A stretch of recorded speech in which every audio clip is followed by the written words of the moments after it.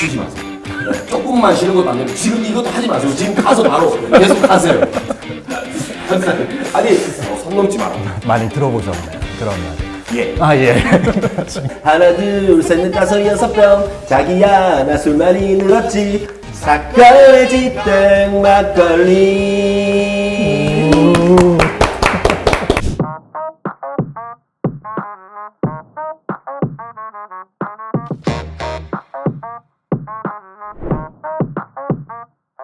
생각보다 잘 불러서 많이 당황하셨어요. 아주 잘 부르시는데요.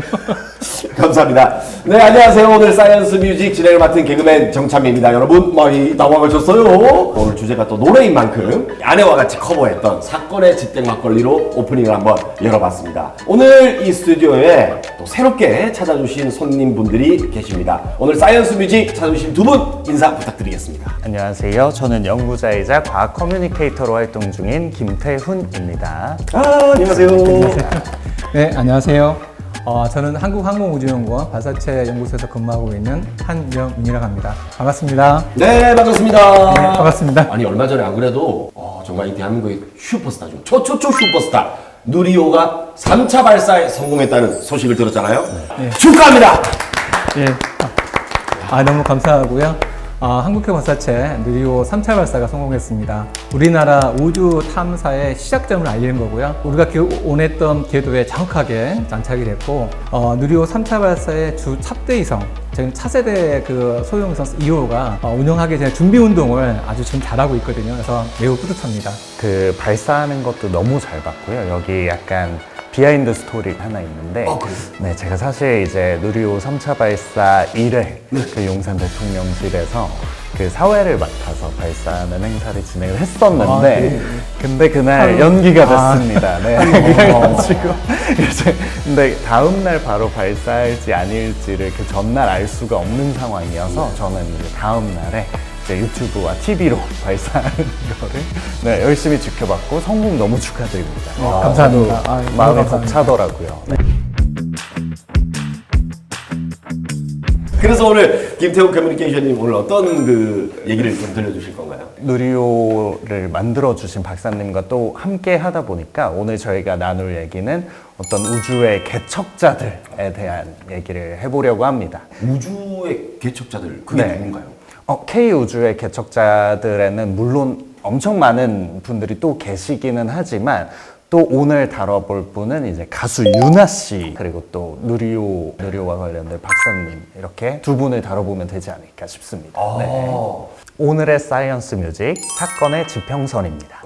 천문학 가수 우주 여친이라는 별명을 소유한 우리 가수 유나 씨의 사건의 지평선입니다. 박승국 씨 노래 들어보셨나요? 최근에 들어봤습니다. 너무 잘 부르시더라고요. 그래서 너무 과학 용어를 많이 쓴 거 아닌가 했는데 아무튼 너무 좋았습니다. 그죠. 아무래도 과학 용어를 쓴 노래가 또 1위를 하고 예, 역주행을 맞습니다. 하다 보니까 예, 맞습니다. 감회가 남다르셨을 것 예, 같은데 맞습니다. 정말 그 역주행의 지평선을 넘어서라는 그 제목으로 부를 정도로 네네. 정말 작년에 화제가 대단했습니다. 사건의 지평선이라는 과학 용어를 사용하면서 되게 많은 호기심을 자극했단 말이에요.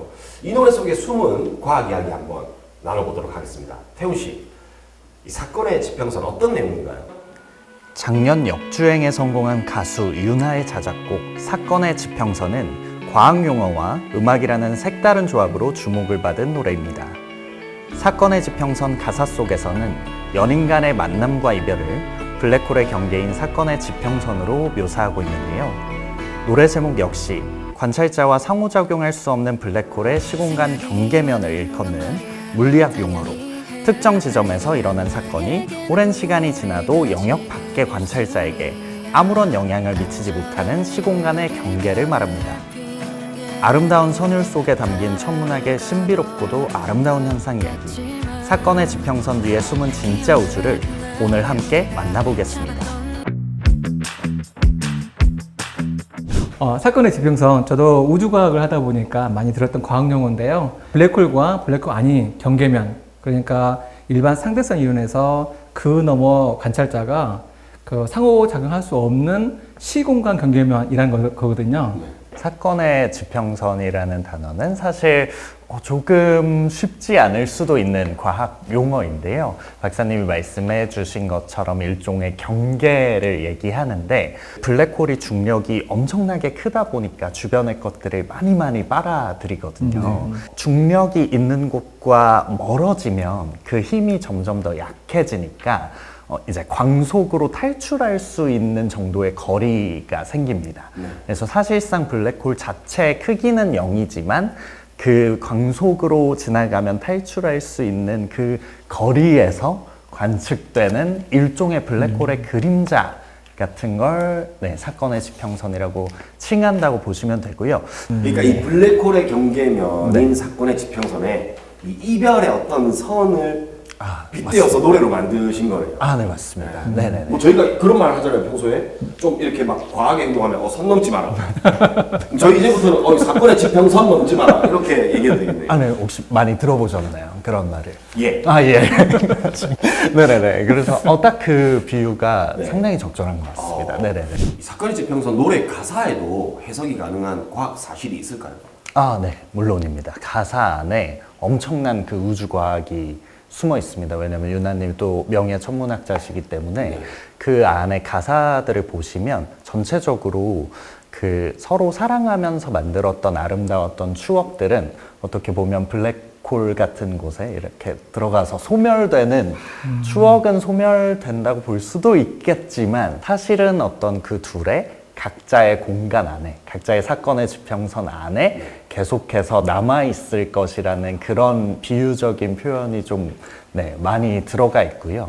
이별이기는 하지만 사실 그 이별을 막 슬프기만 하고 뭐 헤어짐 이런 식으로 표현한 것이 아니라 또 새로운 시작이나 어떤 이게 온전한 끝이라는 느낌을 안 주는 표현을 엄청나게 많이 해주셨고, 그걸 또 과학적으로 빗대어서 정말 잘 포장을 해주신 것 같습니다. 네. 설명을 듣고 노래 가사를 좀 가만히 생각해 보니까요. 가사에 등장하는 아낌없이 반짝이는 시간이란 것이 때로는 그냥 이렇게 사라질 수 있지만 그게 사라진 게 아니라 우리 마음속에 차곡차곡 쌓이는 것 같은 생각이 드네요. 그것이 또 인생, 세상의 이치인 것처럼 느껴지네요. 그런데 이 세상에서 가장 빠른 게 빛이잖아요. 이 빛도 블랙홀을 뚫을 수 없는 건가요? 예. 제가 알고 있기로는 사실 빛도 탈출할 수 없는 그 블랙홀의 영향권이 있다고 알고 있습니다. 그래서 실제로 가운데를 딱 보시면, 사건의 지평선 안쪽을 보시면 아무것도 안 보이거든요. 그게 암흑처럼 보이는 그 부분이 어떻게 보면 이쪽에서는 빛조차도 관찰을 할 수 없는 걸로 볼 때, 저희가 그걸 보고 이제 간접적으로 빛도 탈출할 수 없는 부분이구나 하고 생각을 하는 거죠. 그럼 사건의 지평선, 그러니까 블랙홀에서는 아무것도 빠져나올 수 없다는 게 정설이잖아요. 근데 사건의 지평선은 어떻게 그렇게 화려하게 빛을 낼 수 있는 건가요? 네. 사실 그 얘기를 하려면 과학 내용을 조금 더 들어가야 되는데요. 워낙 블랙홀이 중력이 크다 보니까 정말 이것저것 여러 물체들이 이제 빨려 들어오고, 그리고 그 말씀드린 사건의 지평선 근처에서는 물체들이 많이 돌게 됩니다. 그래서 이제 회전을 하면서 또 엄청나게 빠른 속도로 돌다 보니 열도 많이 생기고요. 서로 마찰이 일어나니까 열도 생기고 이제 빛도 생기기 때문에 그런 빛들이 우리에게 보이는 거라고 보시면 되고요. 그리고 사실 정말 질량이 큰 블랙홀 같은 경우는 빛과 시공간을 거의 뒤튼다고 보셔도 될 것 같아요. 그래서 빛이 이렇게 지나가다가 블랙홀이 있으면은 휘어가는 정도를 넘어서 막 거의 이렇게 돌아서 소용돌이 치는 거라고. 되기도 하거든요. 그러한 어떤 흔적들, 그걸 우리가 딱 관찰할 수 있게 되는 거라고 보시면 될 것 같습니다. 오늘 정말 이 흥미로운 사실들을 많이 알게 됐는데, 블랙홀에 대한 연구 현재 어느 정도까지 발전됐나요? 사실 우리가 블랙홀 사진을 제대로 찍은 게 사건의 지평선 망원경으로 처음 찍은 게 2019년밖에 안 됐습니다. 그래서 존재할 거라고 과학자들이 예상은 했는데 그걸 실제로 확인하는 건 또 다르잖아요. 그래서 2019년에 처음 관측을 한 거는 이제 M87이라는 은하에 있는 그냥 받아들이시면 됩니다. M87. 네, 그 친구 이름이 M87이라서. 네, 암기하겠습니다. 아, 네네. 그래서 그쪽에 있는 거를 2019년에 관측을 했었고요. 또 작년에는 우리 은하에 있는 블랙홀을 관측을 했었습니다. 그 관측이 되었다고 해서 끝난 것이 아니라 실제로 사진들 보시면 되게 희미하고요. 뭐 해상도가 높지는 않습니다. 이게 남극에서 북극까지 이르는 그 여러 전파망 환경들을 이어가지고 협력해서 세계 연구진들이 한국에도 계십니다. 전문연 분들이 계신데 그걸 협력해서 찍었는데도 아직 희미하거든요. 우리가 이런 게 존재하지 않을까? 사건의 지평선을 우리가 찍을 수 있지 않을까? 해서 사건의 지평선 우리가 찍었네? 하는 수준이고 아직은 좀 더 연구할 것이 너무 많이 남아 있습니다. 근데 걱정 안 하셔도 되는 게 네. 우리 한영민 박사님께서 지금 쉬지 않고 일을 하셔가지고 그럼요. 누리호를 발사시켜서 네네. 바로 그냥 이제 사건의 지평선을 관측하실 수 있을 거니까 그럼요. 그때 그냥 가서 핸드폰을 찍으면 되는 거 아닙니까? 너무 큰 부담을 주시는데 열심히 노력해 보겠습니다. 네. 연구실에서 여명과 황혼을 보신다고 네. 집에 안 가신다고 들었습니다. 네. 자, 이제 두 번째 우주 개척자죠. 이 대한민국 최초 우주 개척자인 누리호에 대해서 먼저 얘기를 좀 해보겠습니다. 네. 10년 전이죠. 2013년에 고흥에서 발사된 나로의 3차 발사를 정말 노심초사하면서 지켜봤던 기억이 나는데 10년 동안 누리호 1차, 2차, 3차 발사를 우리나라가 막 이뤄냈잖아요. 그러면서 저희가 세계 7위의 이 우주 강국으로 떠올랐지 않습니까? 네. 저도 누리호 3차 발사를 너무 좋아했던 부분인데요. 현재 발사체는 그 짧은 순간에 되는 게 아니고 사실은 1994년부터 한국항공우주연구원이 과학로켓 2호를 쏘았거든요. 그 이후 지금 30년 만에 저희가 누리호 발사에 성공한 거거든요. 이번에 차세대 소형위성 2호뿐만 아니라 국내에서 개발된 위성들이 많거든요. 8개를 같이 누리호로 쏘아서 지금 고도 550km에 저는 우주궤도라고 하는데 그 궤도에 지금 돌고 있거든요. 그래서 상당히 뿌듯합니다. 그러면 그 중에 제가 알기로는 주 탑재체가 차세대 소형위성 맞습니다. 2호라고 알고 있는데 네. 그 위성이 궤도에 안착했다는 건 혹시 어떤 의미인가요, 박사님? 굉장히 성공적인 신호탄입니다. 누리호 발사체는 이제부터 상업적인 서비스를 할 수 있다는 큰 의미를 가지고 있는데요. 차세대 소형위성 개발하신 분들이 그 전에 개발한 위성들은 다른 나라 발사체를 얻어타는 기분이었답니다. 실제 다른 나라 발사체가 다른 위성 발사할 때 이렇게 끼워서 발사하는 거였는데 이번에 3차 발사인 경우는 누리호에 안착이 되는데 항공편에 따지면 퍼스트 클래스 1등석에 탄 기분이었다고 말씀하시더라고요. 그래서 되게 앞으로 향후에 우리나라 위성들이 개발되면 누리호를 계속 통해서 발사할 수 있을 것 같습니다. 그리고 4세대 소형위성 2호는 안에 영상 레이더라는 게 있거든요. 이게 그 광학 그 카메라 보통 사람 눈에 보는 광학이잖아요. 근데 영상 그 레이더 영상은 구름이 꼈거나 그냥 밤에도 촬영할 수 있거든요. 우리나라에서 개발한 건데 그게 되게 되면 북극의 얼음이 지금 기후 변화 때문에 많이 녹지 않습니까? 그런 거나 산림이나 그다음에 해양 관련된 정보들을 탐지하고 연구할 수 있을 것 같습니다.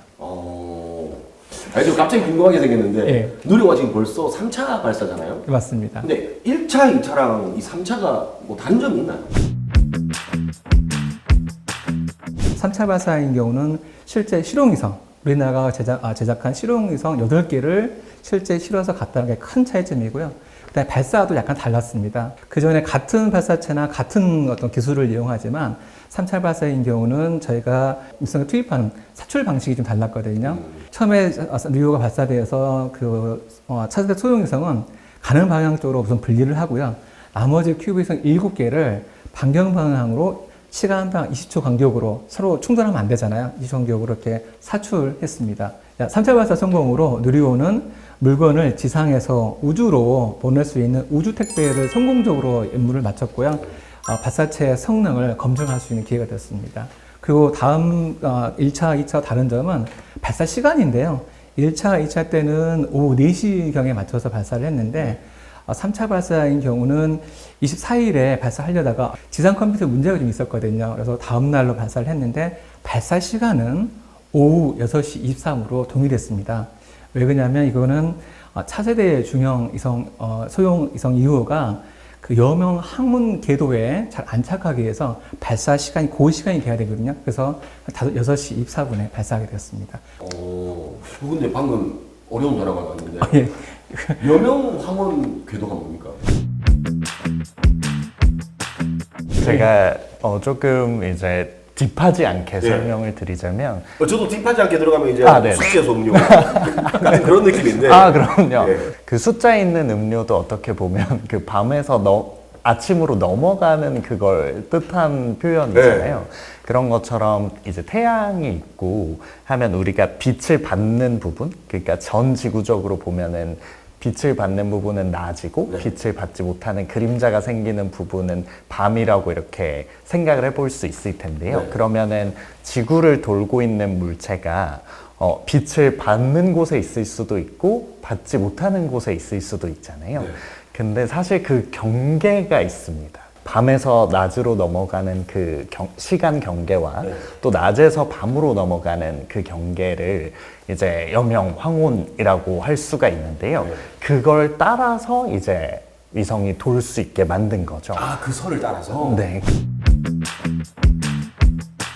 이 누리호 3차 발사 성공이 그 한국우주기술이 국가 주요 산업이 되는 첫 길을 연 거잖아요. 맞습니다. 앞으로의 그 국내 미래 우주계 어떻게 될까요? 네, 앞으로 우리나라는 누리호를 2027년까지 3번 발사해서 국내 산업체 우주 생태계로 조성하고요. 또 누리호를 고도화하고 그다음에 신뢰도를 계속 확보할 계획입니다. 그리고 누리호 이후에 4세대 발사체 개발 계획을 올해부터 시작했는데요. 4세대 발사체는 지난해 정부에서 발표한 미래 우주경제 로드맵에서 제시한 2030년 달 착륙선을 발사할 수 있는 발사체를 개발하는 계획입니다. 그러면 달 착륙선이 실제로 우리가 발사를 할 수 있게 되는 시점은 대략 언제쯤 될까요? 현재 그 2030년부터 차세대 발사체 첫 발사를 시작할 건데요. 1차 발사에는 달 착륙을 바로 하는 게 아니고요. 달 주위를 도는 달 궤도 투입 임무 성능선을 발사할 거고요. 2031년부터 실제 달 착륙한 착륙선을 발사할 겁니다. 2차 발사의 경우는 발사 착륙에 집중할 거거든요. 그래서 실제 착륙하는 부분에 문제가 없는지를 검증하는 예비 그 모델이 갈 거고요. 2032년에 결국은 최종적인 모델 달 착륙선을 발사할 예정입니다. 와, 그 대단한 일을 지금 해주시고 계신 거잖아요. 저희 누리호 이후에 좀 쉬고 싶다는 그 사람들이 되게 많았는데 그래도 우리가 가야 될 길이 있으니까 물론 앞으로 남은 게 이제 7년, 8년도 남았지만 그래도 우주 발사체 개발하는데 되게 오래 걸리거든요. 그래서 좀 더 조금만 쉬고 새로 시작하자 해서 올해 시작을 했습니다. 쉬지 마세요. 조금만 쉬는 것도 안 되고 지금 이것도 하지 마세요. 지금 가서 바로 계속 하세요. 아니 이렇게 매일 고생하시는 우리 연구진들이 뒤에서 묵묵하게 꾸준히 해오셨기 때문이 아닐까 그런 생각이 듭니다. 감사합니다. 감사합니다. 오늘 사이언스 뮤직 함께 해봤는데 두 분 어떠셨나요? 네. 저는 일단 누리호를 직접 개발하신 박사님을 뵈어서 너무 영광이었고요. 저는 진짜 누리호 3차 발사할 때 물론 제가 슬펐지만 그날 취소가 되어서 근데 다음날 약간 눈물을 흘리면서 봤거든요. 그게 왜 벅차오르냐면요. 국민분들이 응원을 정말 많이 해주시더라고요. 그래서 조금 더 많은 응원과 관심을 가져주시면 또 이제 박사님이 하룻밤 새실 거를 이틀밤, 3일밤 새시면서 더 열심히 연구해 주셔가지고 원래 계획대로 막 1년 미뤄지고 이런 거 없이 계획대로 이제 30년, 31년에 딱딱 맞춰서 해주실 거라고 믿기 때문에 우리나라 과학 전체도 그렇지만 우주과학에도 또 많은 관심 부탁드리겠습니다. 저는 오늘 너무 재밌었습니다. 지땡 막걸리도 너무 감명받아서 너무 부끄럽습니다. 세나 씨를 전화해주세요. 한영민 박사님 어떠셨나요? 네, 저는 뭐 사건의 지평선이라는 단어 사실 과학 용어잖아요. 근데 이거를 음악을 통해서 일반인들 쉽게 알아볼 수 있게 했던 걸 할 수 있었다는 거, 뭐 과학에 관한 사람 저희한테 좀 신선한 경험이었고요. 계속 저를 지금 빨리 대전으로 보내시려고 하시는데 대전에 돌아가서 같이 일하는 저희 동료나 후배들하고 열심히 해서 다음 차세대 발사체 개발해서 2032년에 우리나라가 꼭 달 착륙할 수 있는 모습을 보이도록 하겠습니다. 네, 저희가 이 삶을 살아가다 보면 이미 경험한 시간도 되돌릴 수 없고 미래도 예측을 할 수가 없잖아요. 선 하나 차이로 서로 관측할 수 없는 두 공간을 만드는 사건의 지평선. 우리는 어쩌면 매 순간을 이 사건의 지평선과 함께 살아가고 있는 게 아닌가 그런 생각이 듭니다. 네, 사이언스 뮤직을 구독해주시는 우리 구독자 여러분들, 오늘만큼은 저 밤하늘 넘어서 우주와 조금 더 가까워지는 시간이 되었기를 바라겠습니다. 그럼 저희는 여기서 인사드리겠습니다. 안녕히 계세요. 안녕히 계세요.